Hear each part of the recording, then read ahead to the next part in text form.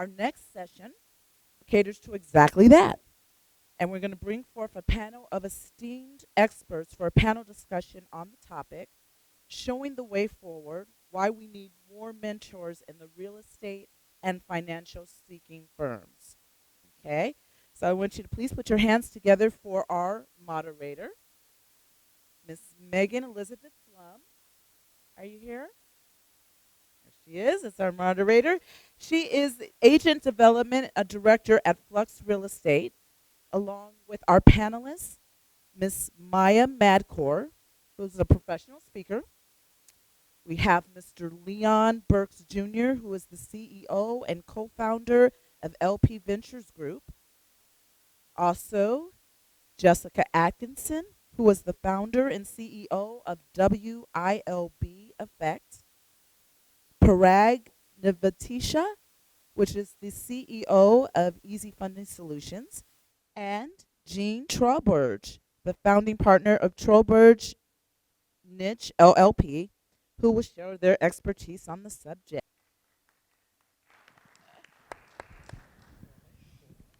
I almost don't even need it. Just kidding. Oh, there we are. Perfect. Good morning. How are we? Day one. Everyone party hard last night? Yeah, right. Oh my goodness. Cool. Well, we are so excited to get to talk to you all about mentoring and mentorship and kind of what that means for us in our industries and our business. Just to get things started, we're just going to do some quick introductions. So we're going to start right here with Madkour. Thank you so much. So my name is Madkour. I'm a professional speaker. My purpose in life is to motivate and inspire through speaking, writing, and podcasting. I'll keep it brief. Next is Leon Burks. Good morning, everyone. I'm Leon Burks. I am the CEO and co-founder of LP Venture Group. So basically what we're doing with roll-up acquisitions, we find group of like-minded companies, put them together and package them for private equity firms to purchase. So that's what. Hello, everybody. Jessica Atkinson.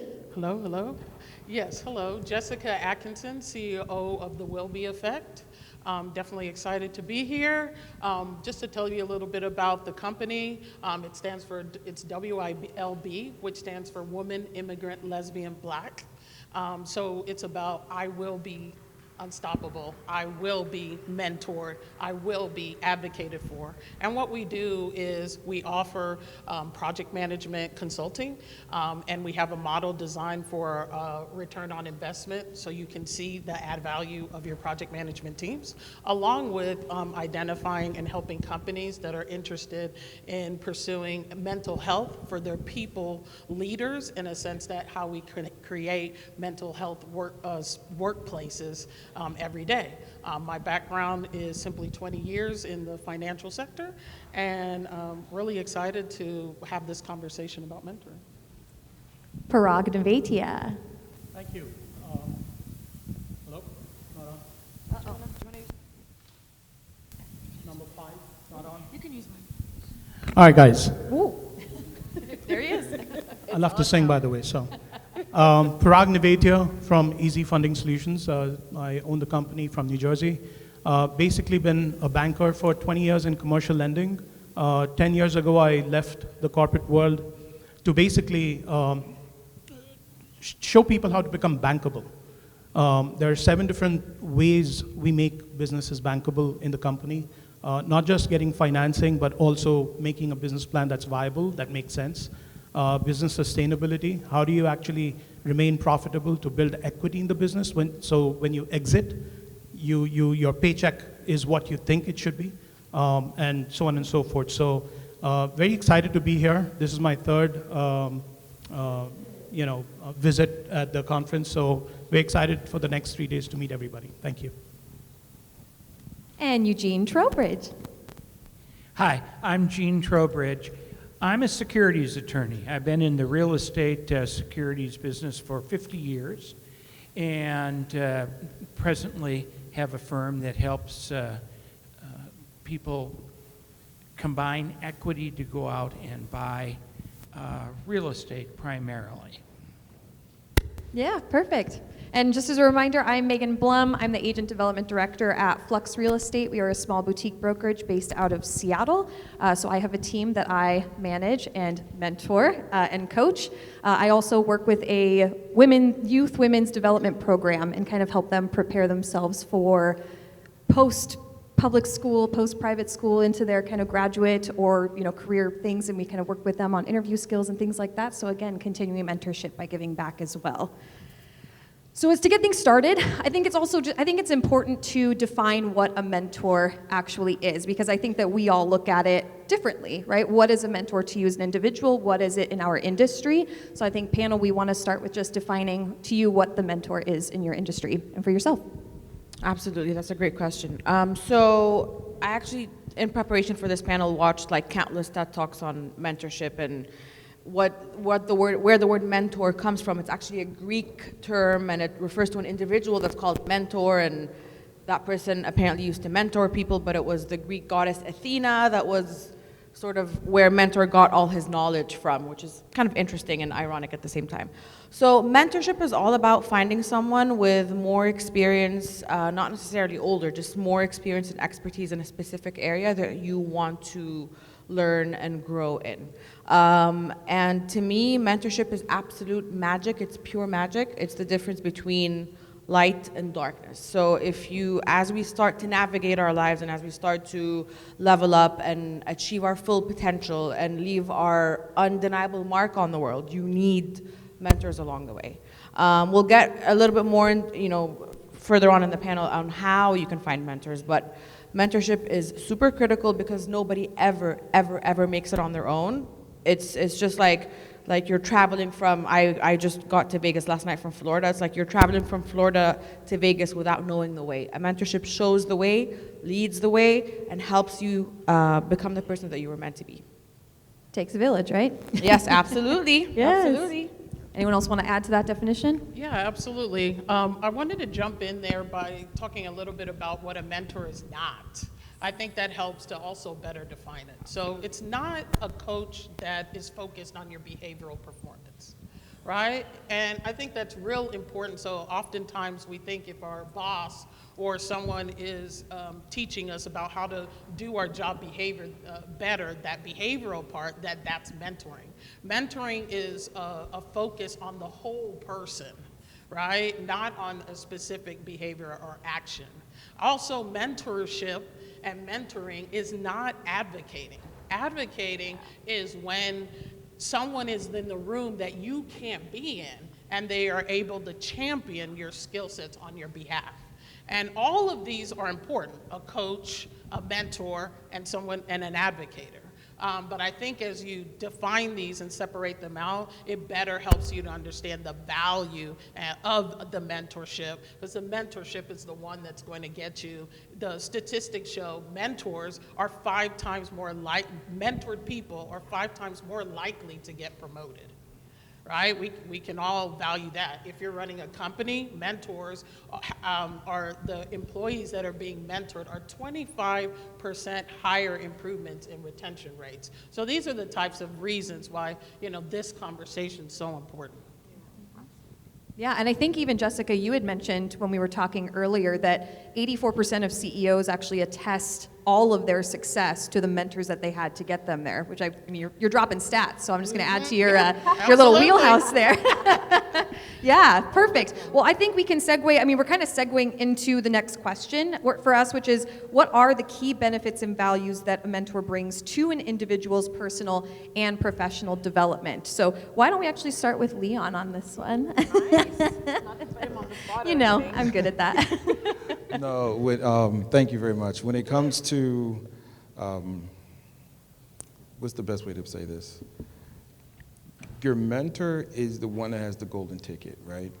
So for me, I was able to find various mentors, but one, they had to be where I wanted to be, right? So being there where you wanted to be, living a life that you want to emulate, also having since we're in this type of conference, the more like professional success as well, because you can have mentors in different areas of your life. But what a mentor really brings to the table is not just, hey, this is what you need to do, let me just clear the roadblock, but it's accountability, they help you see what you already have, and they just help you bring that up. It was kind of a little bit coaching as well, but not a coach, but extreme accountability for what you said you were going to do. But the onus is really on, I like to say the onus is on the mentee. So it's up to the mentee to get the mentor to bring them to where they want to go. Because the mentor, he's already there. He or she's already there. They're enjoying life, they're living their life. You're coming to them looking for guidance and help. They don't have to help you. So you have to make sure you're adding value for what you're going to get from them. So I think we can pass along now. Some big benefits, yeah. We'll just keep heading down the line. We'll end it with Maya this time. If I could add to that, like each of us have a quality, right, and a skill that we've developed over years of doing what we do.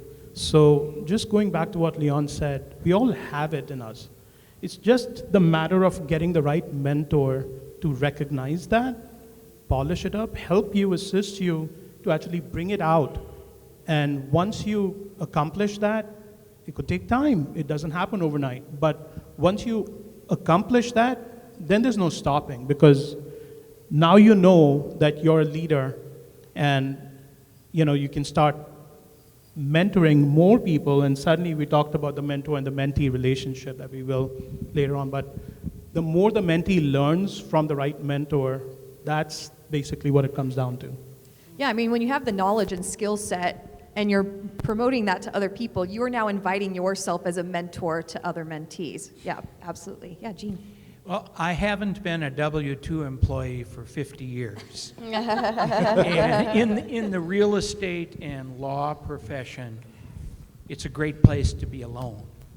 A perfect place to be alone. And I've had a lot of people come up to me and say, okay, I'm going to get started, what should I do?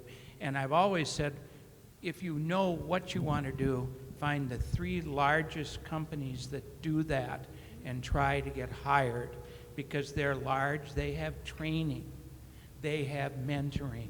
And if no one is going to hire you, then you have to go out and find a smaller company where there's an individual who will mentor you. And I know from my experience that's always been beneficial. I went to law school when I was 45, and then I came out of law school saying, what do I do now? Okay, so I took my advice, and at 45, no one was going to hire me. Okay, no one has thought I'd be a good clerk. Okay, so I had to go out and find some people that I knew who were individuals who I didn't want to work for them, but I wanted them to mentor me. And as this progressed, I now have mentored 3 people who have come to work for me and learned enough from me that they were successful in going out and starting their own firm. And I'm very, very proud of that. And right now I have 2 more people in the office who are doing exactly the same thing, although I'm mentoring them for selfish reasons. A legacy, longevity. Will this firm continue after I retire? And so that's what I'm trying to do, and it is satisfaction to the utmost to be a mentor and see it work. Oh, absolutely. I love that. That was really special. Yeah. Good job, Gene. Well, and that's the thing. Like, how many of us are 1099 employees in here? Is anyone? Yeah, we got a couple, maybe. Yeah, see? Yeah. We don't have bosses, right? That's not like a thing. So really, we solely rely on mentors. That's how we develop our skill. That's how we get our experience. Yeah. Jessica, Maya, do you want to add anything to that question? Well, what I would add is I really want to make sure those who have attended this session about mentoring that we really cut into some of the more deep-rooted needs for mentorship.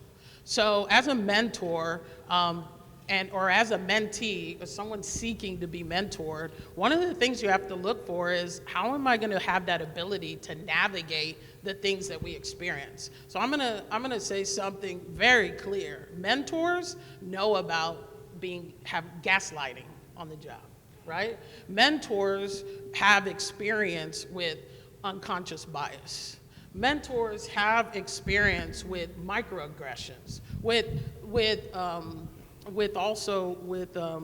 imposter syndrome and imposter treatment, right? And I think that often in order to advance our careers, we have to deal with some of the systemic challenges that you're going to encounter, and how do we navigate those spaces and carve out success for ourselves. So for those who are potentially frustrated with their career projection, that's the add value of this mentorship, is to find people that have had those failures and then have carved out the success despite the environment.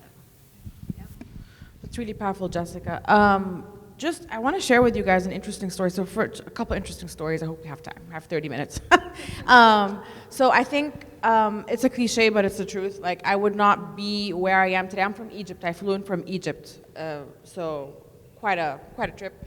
I would not be here today if it was not for my mom. Like, my mom is a super successful woman, best-selling author all across the Gulf states, like in the Arab world, and just an incredible woman. My dad was the same, just extremely successful. My brother is uber successful, has like businesses all over Singapore and Asia and Dubai. And so I come from a long line of ultra successful people that I look up to, and they are my mentors. And I keep telling my friends and everybody I know, if I'm able to accomplish like a 10th of my parents' success and my brother's success, I'm good. So I think mentorship is incredible. If you keep your eyes peeled, and I don't know what's wrong with the mic, but I'm gonna keep going. If you keep your eyes peeled, and if you have faith, and if you have a vision, and just pursue that and believe in yourself, you will start finding mentors. There's this beautiful quote, I'm not sure if it was by Confucius or Bruce Lee, but like, when the student is ready, the teacher will appear. So when you're ready, you will start to find those mentors, and look around you, they exist everywhere. The last story that I want to sort of conclude with this specific question is one of the TED Talks that I watched that almost brought tears to my eyes. Was this incredible young man from like a low socioeconomic background, low SES, from the UK, and he was going to end up being a statistic, right? He was talking on the TED Talk that you either went to entertainment or sports, or you ended up being a criminal.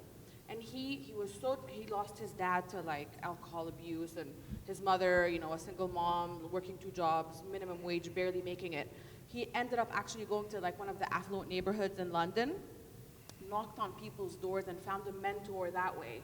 And his life, ever since that day, has been completely transformed, because he found someone that believed in him, saw the flame within, fanned it, and he became this incredible success story. So believe in yourself and know that you have something to offer to the world, and you will locate that mentor along the way.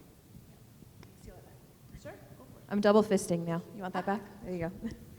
All right, as we move on to the next question. So what are the common misconceptions about mentoring that you have encountered, and how would you debunk or address them based on your experience? Who wants to start, y'all? I'll start. No, a mentor isn't your saving grace. I've had various mentors and coaches throughout my career, and realized the mentor is not there to necessarily make your life easier. It's to just help you plan out your own version of success, like Jessica said. But I mean, being able to, they can really remove a lot of, what's the word I'm looking for? Just roadblocks. They can move it out the way, but a lot of misconceptions, like, they're not responsible for your success, you are. They're not there to bail you out when you have a bonehead move. And they're not there, you're not siphoning from them from like a gas tank. They're not they're there to empower you, not necessarily coddle you, or, I think we all know what I'm trying to say. Yeah. We got you. So basically, it's like, a lot of times I've had mentors have mentees or people who want to me to mentor them, and they have a lot of great questions, and which is great, and I love it. But sometimes it gets to the point where like, do they really understand the nature of this relationship? And if those lines aren't set clearly from the beginning, it can blur the lines. Like, are we friends? Some of my mentors I'm not friends with, but we have that relationship. Said, okay, this is what we're here for. This is what we're going to do. And one of them, she invited me to be on the board of one of her nonprofits. So just be able to have that professional respect and relationship with your mentor and understand their position in life and how you all can work together and coincide. They're not your ride or die. I will say that. Yeah, I'll add great, Leon. I want to add a little bit to that as far as the misconceptions.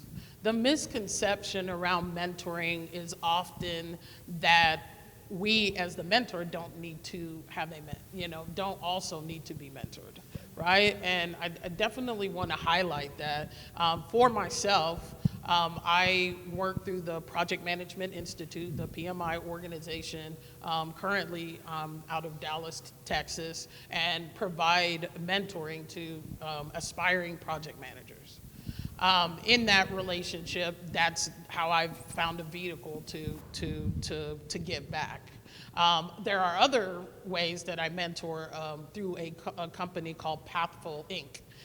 They are phenomenal as well. It gives me an opportunity to go virtually into the 6th grade classrooms and talk about logistics and blockchain with 6th graders, right? That's entertaining, right? What I want you to get from that is we have this perception our mentor needs to be inside our companies. Our mentees need to be in the places that we work. I definitely want to impart on everyone that we can look outside of our workplaces for other avenues to be mentored and to, or to be involved in the mentorship experience. Gene? There are two things I've learned from being a mentor. Number one, the mentee isn't there to help me get my projects done. That's not the relationship. And secondly, I think in picking a mentee, there is a selection process. It's flattering to have someone come to me and say, will you do this or whatever? And I kind of stop at that and I say, well, let's see if we can work on this. And I try to give them a project, something that I know that if I'm going to mentor them, we'll end up working on in depth. And I'll give them an assignment and give them like 2 weeks to complete it and bring it back to me. And some people never bring it back. They think it's a lot easier to get a mentor than to do some work. They come back and they haven't put full time into it. Or they come back and they're very excited about it. And that helps me, because you can't have too many mentees. You've got to select them. So I think those are the two things I've learned. Yeah, absolutely. And if I could tie on to this, you guys. I think a couple of things is, I think people think that mentors have to be naturally born leaders. And I actually don't think that that's the case at all. I actually think some of the best mentors that I've had in my life have been very humble listeners. And I think that's something that a lot of, some potential that people might think that mentors are very good leaders, they're extroverted, they're that, but really it's the ones that have the most humility, right? The ones that really listen that are going to amount to your maximum success. And another one from a personal level is that mentors are always older than you, right? Actually, I think a few of us mentioned this. Every person that's on my team that I mentor and coach, they are all older than me, every single one of them. So yes, it is a hard position to put myself in, but that misconception, it doesn't have to be that way, right? It's all about skill set. Gene, going back to law school at 45, right? You probably had a lot that were younger than you that you looked up to. Everyone on my team is younger than Right. me. Yeah, Parag. Can I just add something else? This is a great topic. If I could just add, that when I had my mentor about 10 years ago, he gave me 400 pages of the SBA compliance report, regulations, and said, go home for a week, I'll ask you 6 questions. I said this to you, Leon, last night. So I'll ask you 6 questions next Monday. I went home crying. Why did I leave my previous job, right? And now the same guy today, after 13 years, tells me that you were, same like what you said, Gene, that it's not that you didn't read the book. I read 200 pages. So the questions that he answered, he knew exactly how many pages I'd gone through. And basically he said that I could mentor you, and it's not just about him, the mentor anymore, it's the mentee as well, if you're capable of being mentored. So that's the whole idea. If you need to be able to learn, apply, and at some point let go to make the mistakes. Because if you don't jump off the cliff and start swimming, you'll never be able to swim. Yep, absolutely. Thank you. I love that. So just to add just to share a really quick thought with you guys, when it comes to mentorship, my sort of take on mentorship is a little different. Like, similar to what everybody else on the panel said, they don't have to be older than you. Like, a mentor doesn't have to be older than you. They can be much substantially younger, but with more experience. You can find them online now, and like Gene said, if you actually like reach out to someone and set up a meeting first, you don't immediately want to message someone on LinkedIn and be like, can you please mentor me? They're gonna probably like remove you, but What are you trying to sell me? Yeah, it doesn't work. Mentorship is a lot like dating. Like, you want to sort of get to know them, hang out, meet one another, see if you have chemistry, and then in the future be like, hey, do you mind mentoring me? Yes or no, and then move on and find someone else. And the last point that I want to conclude with is that my personal mentors are everybody, all the teachers that I view online, whether it's Tony Robbins or Robin Sharma or all of the great speakers and teachers and entrepreneurs. I consider them my mentors. So you can find that wisdom that you're looking for also online. Really powerful. Sure.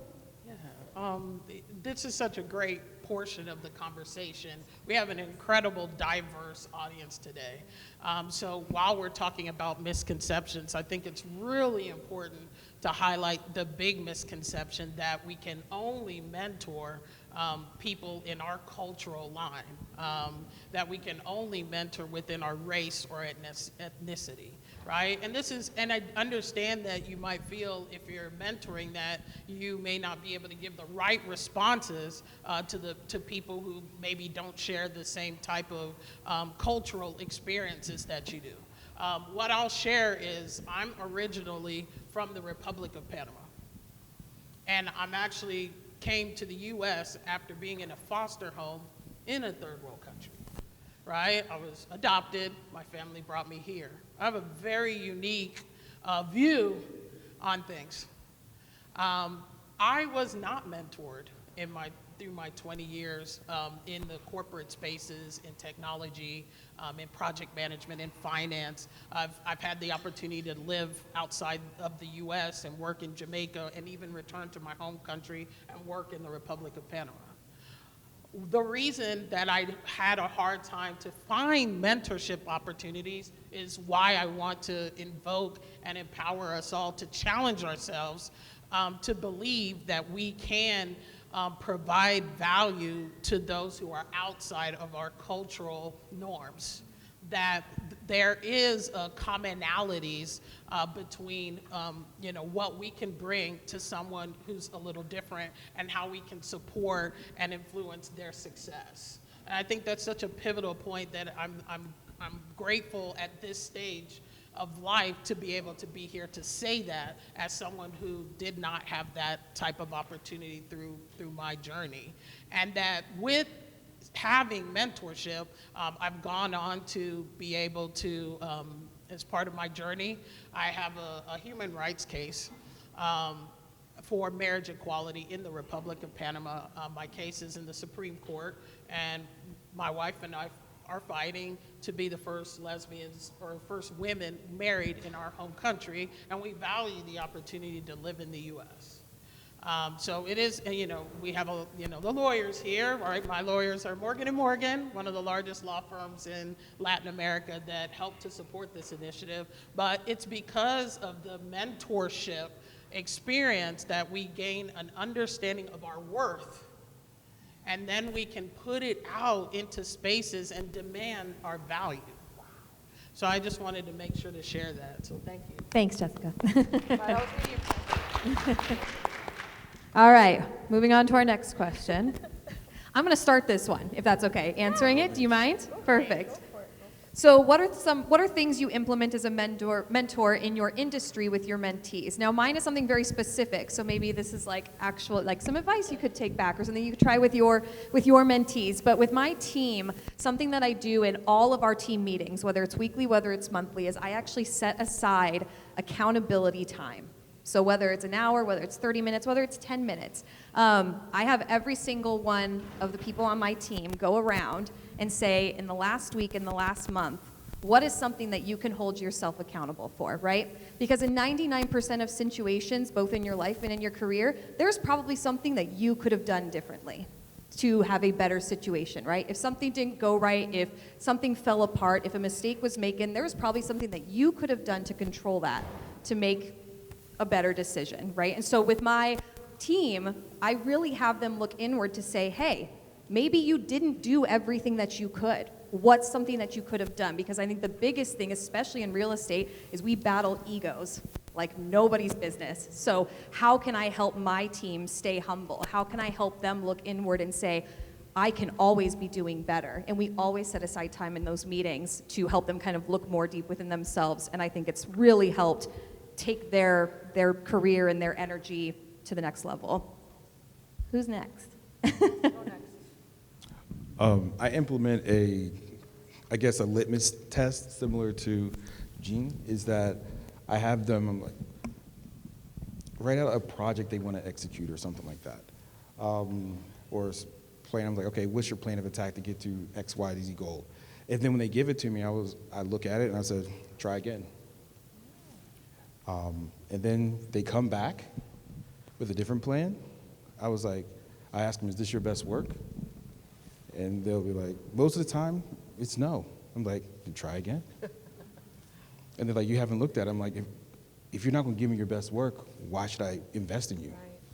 Right? So once they have that little paradigm shift, like excellence is expected, then I'm able to take what you have.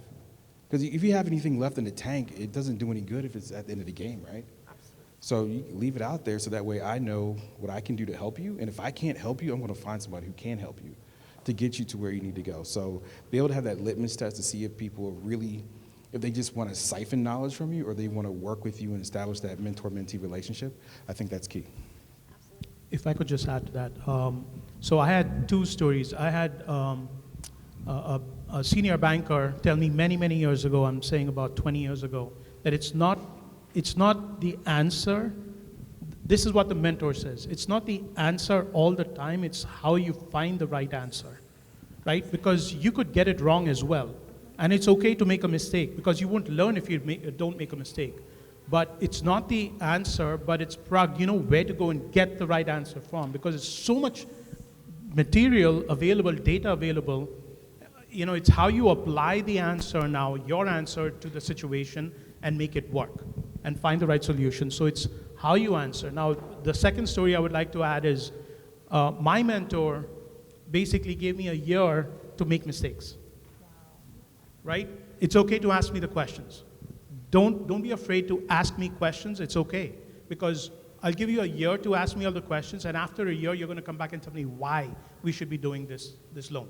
So it's the opportunity. You got to let go. You got to teach. You got to let go, and then sit back and see what comes out of it. So Absolutely. Thank you. Yeah. Okay, so just if I may add to that. So there's two types of mentorship out there. Is my mic okay? Can you guys hear me well? There's two types of mentorship out there. There's intentional mentorship, and then there's unintentional mentorship. So I pride myself in being an unintentional mentor. What that means is every single interaction that I have, either whether it's face-to-face, in person with you guys, pleasure and honor to be here, or whether it's on my social media, or whether it's, you know, whatever, everything that I do, I strive to be an unintentional mentor. And back home in Egypt, I teach sociology, so I'm an academic. I'm assistant professor of sociology, and I'm also a positive psychologist, but I teach sociology at the university level. Every single student interaction, I teach like 200 students total. So every single student interaction that I have, I strive to be a mentor. I try to lead by example and show the way and just embody the values that I espouse. And I think that can be really powerful when we you know, walk the talk, essentially. It's really, really critical, and people can immediately spot it. People can immediately tell whether they're dealing with someone that's genuine or not so genuine, and I think that's really, really powerful. So something to be said for unintentional mentorship as you strive to find your own or become one yourself. Absolutely. All right. As we head into the next question, how has the experience of transitioning from a mentor to a mentee or vice versa at different stages of your career influenced your personal and professional growth, and what valuable insights have you gained from both roles? Who wants to take this one? Hated it. No, but seriously, it's two completely different skill sets, being a mentor, then also being a mentee. Just having to recognize where you are and where you, in that area of space. Sometimes you're going to be a mentee in certain areas of your life for probably the rest of your life. Some other areas that you have locked in and you're killing it, you're operating at 150% with like zero sleep. People, that's just going to be your area of genius, right? So with that, you'll be able to just pour into individuals. But I know one of the major things that I took away in that transition is knowing that the enemy has a vote. And what I mean by that is that everyone else that's outside working with you probably has the same goals and dreams and aspirations as you do as well, if you're in this field. So they have a vote on your deals just as well as you have a vote on your deals. So you just need to be prepared for as much as you possibly can, but understand that you can't control everything, but you need to control what you can control. So. And what's amazing about this is when you're a mentor and you train a mentee, there will come a time, and this is practical, you know, I've lived this, there will come a time where your mentee actually does a lot more than you, and that's okay. Because as a mentor, that's what you want at the end of the day. So I've witnessed that with my mentees, and it's amazing to see them kind of get beyond my thinking point, which is what has happened with my mentor. You know, I look at him and say, when are you going to get a smartphone, right? And, you know, and he's finally got one, all right, 5 years ago or something. And it's great because now he's like, Parag, you know, we can do this and we can do that. I'm like, Larry, this happened like 10 years ago. So, no, so in all seriousness, it's about bringing new innovations to what you learn and just improve and find the right solutions quickly.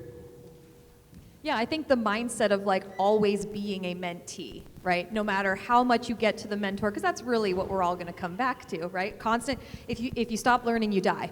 So constantly learning, constantly being the mentee, I really think is what promotes the best mentors. And I remember getting into real estate, as I don't know how many real estate agents are in here, or in the real estate sector, but it's like once you pass the exam, they say, now forget everything and get out there and figure it out. Well, how do you do that by yourself, right? How do you do that without someone to lean on to give you that? And so now turning it around and being that person to help them after they've passed their exams, right? That's a great transcendental point almost, right? Awesome. Okay. Oh yes, did you want to tie into that, Maya? Yes, Sorry. sure. Yeah, I love what you said there. I think it's really, really important for us to always be teachable and coachable, no matter how experienced we think we're getting, no matter what the milestones that we cover, no matter the milestones that we hit. I think being teachable and coachable just essentially translates into you hitting that next peak. And once you get to that peak, guess what? You're going to have a new Everest to conquer. And once you get there, you're going to have another Everest to conquer. So there will always be a mentor that you're going to find along the way that's going to help you hit that next peak, that next summit, the next apex of your career. So always, always, always be teachable. It's really powerful, and neuroplasticity ties into it. Your brain you can learn at the age of 95. You're never too old. It's never too late. You can always do it. Our brains are essentially designed to do that. Like they learn and we create new neural connections. So it's never ever too late to learn. Never ever too late to become the person that you were meant to be. Just one more thing, sorry. Sure. The mentee should be moldable. Those were the two words you used, and I Moldable, wasn't getting that word, Yeah. but you got to be moldable Absolutely. to improve. So. Yes, great, moldable. Love it. And as we segue into always being the mentee, right? To round it all out, what is one we're crushing it. Yep, we're on the last one, so we're doing great. To round it all out, and I've got a couple myself, but I'll let you guys take the floor first. Name one lesson or insight that a mentor has taught you. I would share a big reason for this process of mentorship is the learning and unlearning, right? And this is a constant process. I have a degree in accounting, so it's cyclical, right? It's up and it's down. And we are learning from our parents and their generation and the way things worked for them, right? I come from parents that there were pensions. There's no pension now, so I'm gonna have to do things differently, right? And the next generation will be faced with new technology. So even as I mentor, if I'm teaching off of my historical assumptions, right? It's changing again. And I think what's really important is as a mentor to identify that fact, and that's been real critical for me, is that I have to mentor beyond my past moment, beyond that current moment, if I genuinely want to prepare this person to be successful in their next steps. Thank you, Jessica. Yeah, Jean. So the biggest thing I'm getting from mentors, and there are a lot of them, right? This may sound strange. I'm learning social media. I didn't learn very well from this group how to use a Google Doc. Sorry. If whatever the hell that's called. I did not learn that. We No tried. one mentored me. And Wow, you we know failed what? you, Jean. No one, and you know why it didn't happen? Because I didn't ask. That's right. I was just in my little shell, and I went off, and I just didn't ask. So I'm learning all sorts of stuff now. That's a challenge. A lot of people can help me. Yep. And I appreciate whoever is in the room who does help me. That's great. We got to get you on WhatsApp. I love that. You have to ask. You got to get him on WhatsApp. I know the WhatsApp What? is next. Yeah, we'll get What? there. We'll get slowly but surely. We need you on Just- the group. We need you on the group, Jean. 10 seconds, You're right? fine. Yeah, we got 3 minutes. Be a Okay. sponge. That's what I learned. Be a sponge, absorb all the knowledge, and then go back out and give it back. So. Love that. Yeah. And I've got anyone else want to? Yeah. Yeah, I had one. Take the attitude that you're hopelessly average. So That's easy. So basically, we're all rock stars in our own little ponds and things like that. And there's one thing when I graduated from West Point, they're like, you're a high school hero to a West Point zero, right? So when you elevate and you move in your career, what got you there won't keep you there, right? So take the attitude that you're hopelessly average and you have to work just as hard as anybody else, if not more, and then you'll take that humble attitude, it's sponge and absorbing everything, and not always being the loudest person in the room. Yeah. Absolutely. Go ahead. Go ahead. Thank you. I think the number one takeaway that I have learned from countless hours of Tony Robbins and Robin Sharma and Joe Dispenza and spiritual teachers and entrepreneurs and multi-billionaires, and I just soak this stuff like a sponge. It's what my brain is made of, and my family and the success story that they've had, I think, is fall 7 times, get up 8. Fall 7 times, stand up 8. I think resilience in this day and age, with AI and ChatGPT and uncertainty and the real estate sector, and we don't know what's going to happen after tomorrow, and just the sheer level of uncertainty that we have to experience on a day-to-day basis, and not knowing what's in store for us in the future. I think the number one takeaway that I have gleaned from all of those incredible people that I've had the pleasure of learning from is to fall 7 times, get up 8, and to cultivate that inner reservoir of strength and light that we all have within to keep going and pursue your dreams no matter what. And to round it all out before you cut us off, because I see a minute 45, so just to round it all out, a couple of things less inspirational as all these 5 people. The first thing I was taught when I got into real estate is figure out your work-life balance, because that job, all these jobs, will swallow you whole if you let it. So I set boundaries for my very first year in real estate to know what goals were going to make me financially successful, but was always also going to allow me a life that was pleasurable, right? That's super important. And the last thing, perception is reality. The speaker before here was talking about perception, perceiving. That is probably the biggest thing, right? It is not about what you think about how you're perceived. It's what everyone perceives about you. That is the true reality. Thank you so much. For that very eye-opening session. Thank you, esteemed panelists.